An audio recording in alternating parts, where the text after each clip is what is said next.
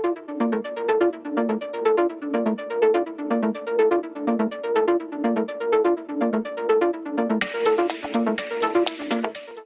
di Kabupaten Muara Enim dan Kabupaten Lahat, Sumatera Selatan dibuat ketakutan karena dalam kurun waktu sekitar 3 jam pada Selasa 18 Oktober 2022 hingga dini hari Rabu 19 Oktober tahun 2022 diguncang gempa bumi hingga puluhan kali.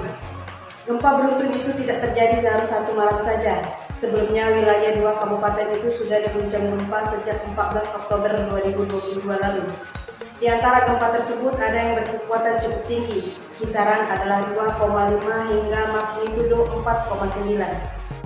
Dalam waktu cukup singkat itu terjadi 8 kali gempa. Gempa yang terjadi tepat pukul 21:41 waktu Indonesia Barat tersebut cukup besar, yakni magnitudo 4,2 dengan lokasi 3,82 ls dan 103,72 dt. Tepatnya berjarak 20 km barat daya kota Muara Enim pada kedalaman 1 km.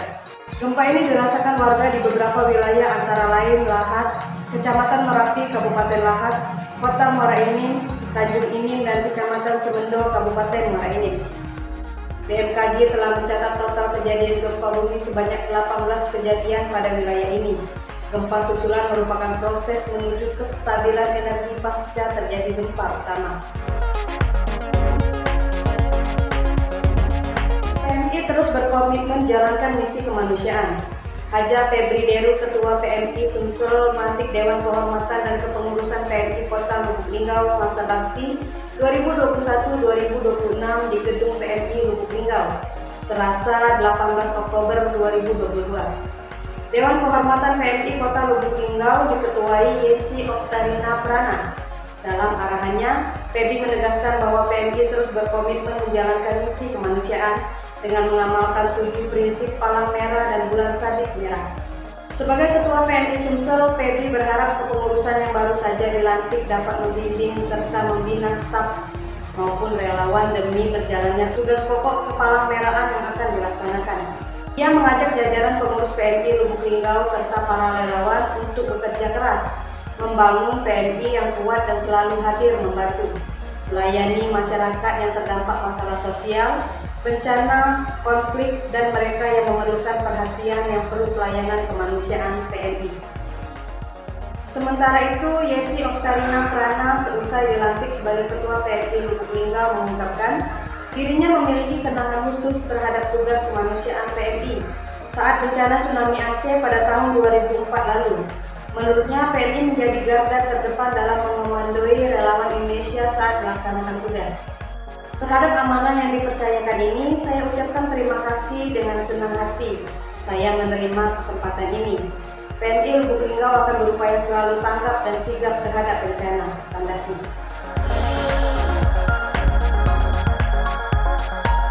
Menekan angka pengangguran menjadi salah satu fokus pemerintah Provinsi Sumatera Selatan. Sejak awal kepemimpinannya, pasangan Gubernur Haji Herman Deru dan Wakil Gubernur Mawardi Yahya terus berupaya meningkatkan keahlian para pencari kerja dengan mencetak tenaga kerja siap pakai. Gubernur mengatakan salah satu cara yang dinilai efektif dalam mengatasi persoalan tersebut yakni dengan memberikan edukasi yang dapat meningkatkan keahlian para calon pekerja, khususnya mereka yang masih berstatus sebagai siswa. Sejak awal kita juga fokus untuk mengurangi angka kemiskinan ini. Menambah keahlian siswa di berbagai bidang merupakan cara yang cukup efektif dilakukan, sehingga nantinya muncul lulusan baru yang siap kerja, kata Herman Deru ketika membuka job fair Akbar Provinsi Sumatera Selatan di SMK Negeri 2 Palembang, Selasa 18 Oktober 2022. Terlebih untuk siswa dan siswi lulusan SMK, di mana menurut Herman Deru SMK memang dikhususkan untuk menggali potensi yang dimiliki para siswa, sehingga sesuai dengan minat dan bakat. Terkait job fair yang diselenggarakan, Herman Deru mengemukakan jika hal itu memang ditujukan sebagai wadah bagi para siswa untuk mencari pekerjaan yang diminati. Job fair ini tidak semata-mata terjadi, ini komitmen untuk mewadahi dan mempertemukan antara pencari kerja dan perusahaan yang diminati, dan hal ini harus dimanfaatkan. Kendati demikian, Herman Deru tetap berharap agar generasi muda terus mengembangkan keterampilannya, sehingga nantinya bisa membuka lapangan kerja sendiri. Di kesempatan itu, dia juga mengapresiasi sejumlah perusahaan yang terus mendukung dalam pengurangan angka pengangguran di Sumsel. Kita juga sangat mengapresiasi untuk korporasi yang telah membuka peluang kerja bagi lulusan baru ini, pungkas Herman Deru. Sementara itu, Kepala Dinas Pendidikan Sumsel, Riza Fahlevi, menyebut job fair tersebut merupakan hasil kerjasama antara Dinas Pendidikan, Forum Bursa Kerja Khusus, dan sejumlah pihak lainnya.